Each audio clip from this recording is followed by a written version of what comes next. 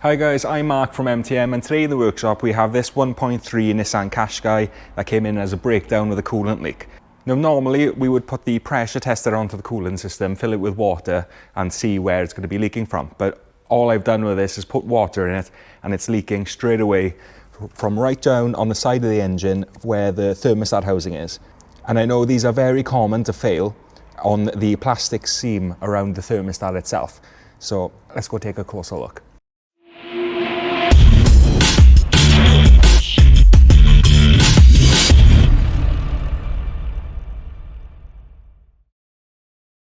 So literally just look at the side of the engine where this pipe goes down to, this plastic housing here which has the thermostat inside of it. This seam likes to fail right at the bottom and then it drips. You can see evidence of the drips just there on top of the gearbox. And in order to get that off, all of the pipes have to be taken off. This metal pipe has to come off, but if you have a little closer look there, you can see some coolant staining. We will be replacing this pipe as well. Now it is a little bit awkward to show you on camera the actual leak from underneath it, just because there's so much in the way. But using a mirror, or even if you just grabbed your phone, set it on record and put it down there with a torch on, you'd be able to see it. And I think I did get a little clip of it, and if I did, I'll put that up here. So what we are going to do now is start removing things to get access to that unit. So first things first is disconnect the 12-volt battery and get this out of the way. So you want to disconnect the negative terminal first. It's just a little 10mm. Wiggle that off, just set it out of the way. Same again on the positive terminal. And wiggle this off. And again, just set that back out of the way. Then the clamp that holds the battery secure into the battery tray, these are again 10mm, but because there's a threaded bar on them, it's awkward to get a socket on, so just use a spanner. Now these 10mm nuts don't actually have to come completely off. These threaded bars are actually long hooks that go into a hole that's down on the battery tray. So once you've loosened one enough, unhook it. You'll have enough wiggle room then for the other. And up like that. And then the battery can come out. So now that the battery is out of the way, we can see a lot more. Now it is good practice to drain the coolant system before you do any of this. This car, however, is completely empty because of the severity of the leak. And inevitably you're going to get some residual coolant in those pipes anyway, so when you do pull a pipe off, it's going to leak out anyway. So make sure you have a catch tray underneath regardless, even if you've drained the coolant beforehand. And this metal pipe with the 10mm there, as that goes up, the rest of the pipe goes back here. So I'm going to take off this air pipe as well. It's held on with a Jubilee clip, but you can put a little flathead screwdriver in there. Then we'll move on to where that pipe runs through, and you can see the clip just there. And then this front one, and the 10mm securing it to the thermostat housing. So this is a bit fiddly. With the replacement that we've got for this pipe, there is something that's a little bit interesting. So here's the old pipe, and you can see where there's been some coolant residue building up on that pipe. And here's the new one. So let's play some spot the difference. They've changed the placement of this pipe. So whether or not they've done that for a specific reason, I'm not too sure. So let's unplug some of these electrical connectors. There's that one there for the solenoid. There's one just here for the temperature sensor for the thermostat. It is a bit of a tight squeeze, but you can get your hands in. That one's off. Disconnect the little clip that's holding it to the thermostat housing, just to give you a little bit more wiggle room. Let's take this pipe off. Prise off the clip that secures this pipe to this other plastic housing. Be careful you don't damage anything. Once that pipe is off, gives you a little bit more wiggle room to walk off this coolant pipe. And there you go. So tuck this out of the way for now. With that pipe out of the way, just underneath, just where my finger's tapping there, there's another sensor that you need to disconnect. So down by that sensor that we were at just now, there's a wiring loom that goes past it and it's blocking some of the bolts that hold the thermostat housing on. So that wiring loom comes up, it's connected to these brackets, so you're either going to have to snip these or unclip them.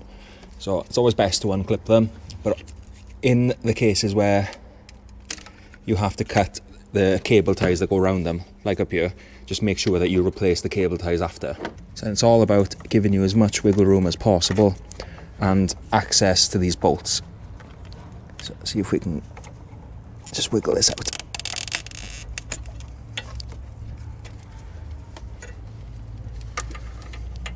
So then when that's out of the way, we can see some of those bolts down there, and it'll be a lot easier to take off. So that electrical connector that's underneath this first pipe, that little grey plug, that's proving quite difficult to remove, so it's quite tight. I'm thinking I'll be able to remove it once I've actually separated the thermostat from the engine itself. And the same goes for that rear pipe. I'll be struggling otherwise to get pliers in there to try and get that back pipe off. But where those pipes are running and that electrical connector isn't actually in the way of any of these, I believe they're 8mm that's holding on the thermostat housing. So let's undo those 8mm bolts now, separate it from the side of the engine, and we should be able to get them off. So before you start undoing anything, look at the new unit. Check to see where the bolts are so you know what's going to be in your way and what isn't. So you'll be able to see the wiring plug that goes there.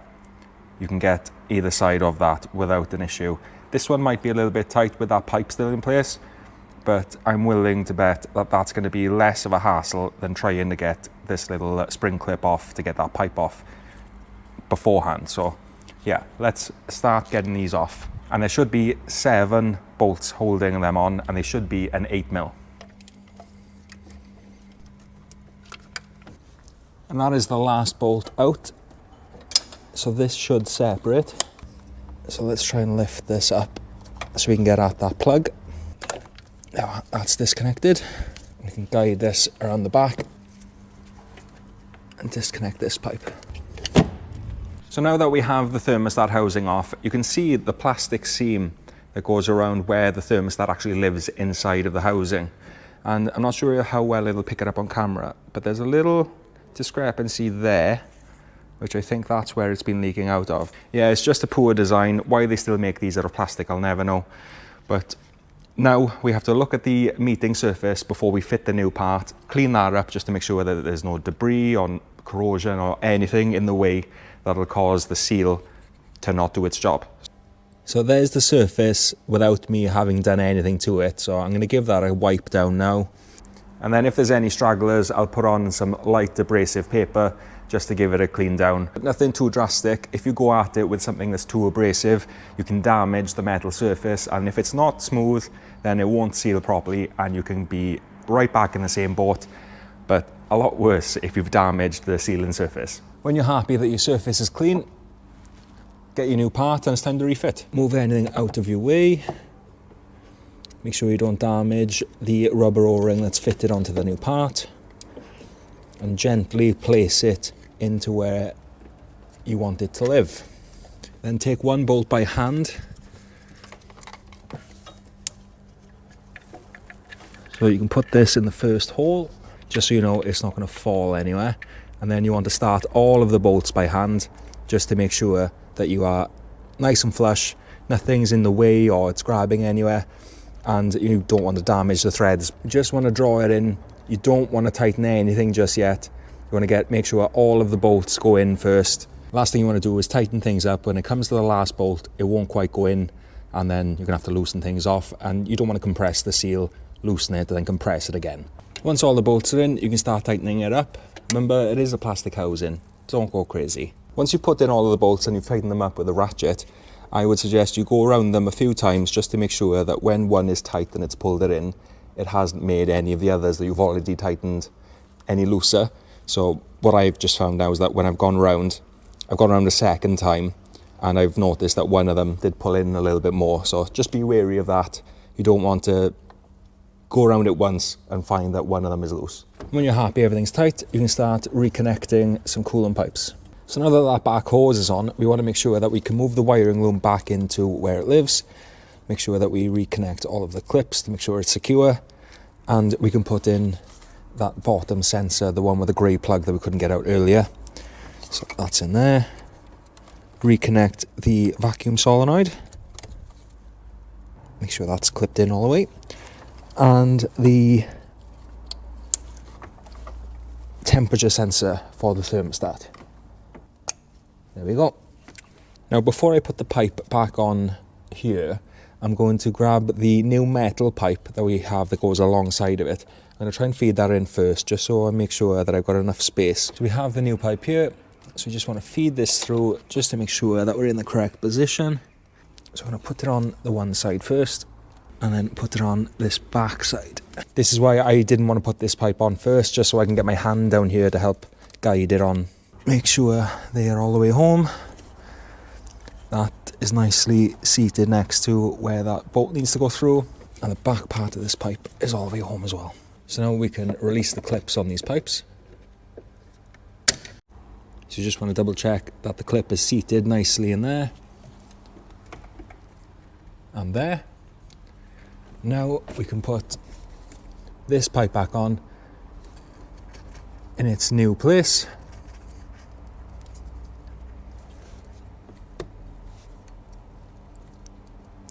And just reposition that spring clip. So we can refit this top pipe.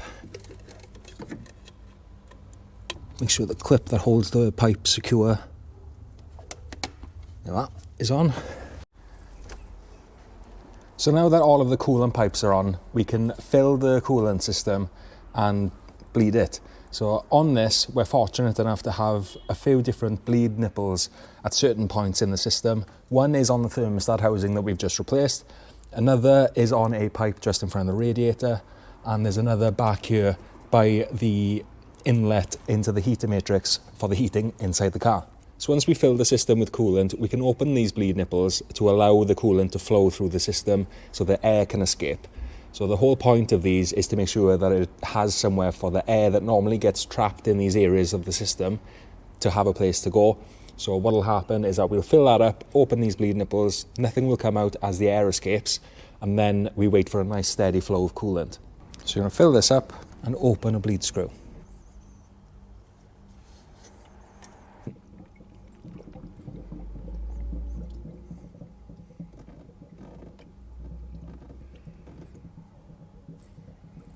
So I'm going to put this back on.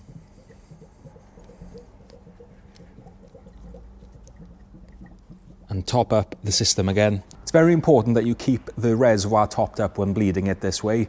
Because this is the highest point of the system, you want gravity to do the majority of the work for you. So when you open those bleed nipples and you release the pressure that's inside the pipes, gravity will just pull the coolant down and then it'll help push out that air. So make sure this is topped up, bleed it until you have no more air bubbles coming out of each nipple, and then you should be good to go.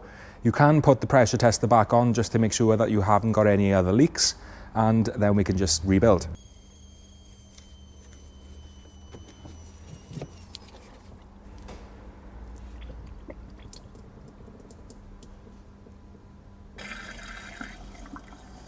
Still getting air out of there.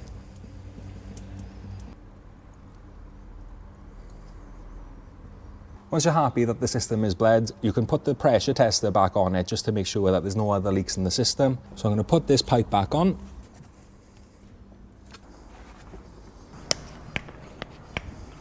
So what I like to do is I'll pressurize it until it's at 10 psi.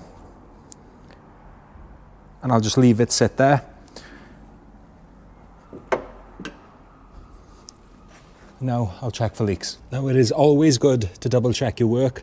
I know it's an extra step and you might not have the time, but it's always worth doing because when this car leaves your workshop, you know everything's right.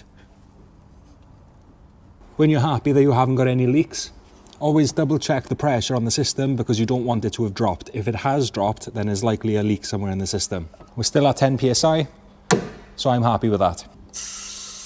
Double check all the bleed nipples are tight, and now we can refit the battery. So now that everything has been rebuilt, you want to double check the coolant level and put the cap back on before taking it out for road test. After the road test, give the car a good chance to cool down before topping up the coolant again, because chances are after the thermostat is opened, any other airlocks that are in the system will have moved and you're going to have to bleed the system again, but you can only do that when the car is cooled down. So guys, that is it for this video. I hope this has helped. If it has, please give us a like on the video, leave a comment if you have any questions, and I'll do my best to get back to you. And if you haven't already, please subscribe to the channel because it really helps us do what we do here. So thanks again guys, and I'll see you in the next video.